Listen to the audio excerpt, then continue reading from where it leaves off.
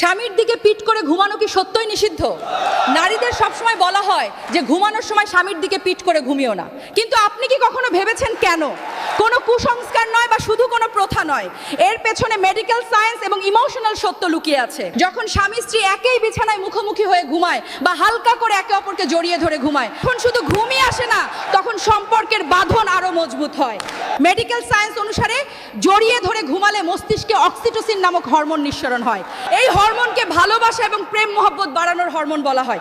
এই hormone tension কমায়, মনে শান্তি দেয় এবং স্বামী স্ত্রীর মাঝে না বলেও একে অপরকে অনুভব করার শক্তি দেয়। খেয়াল করে দেখবেন, আল্লাহ নারীদের শরীরটা পুরুষের তুলনায় কিছুটা শীতল করে বানিয়েছেন, আর পুরুষের শরীরে দিয়েছেন উষ্ণতা। জানেন কেন?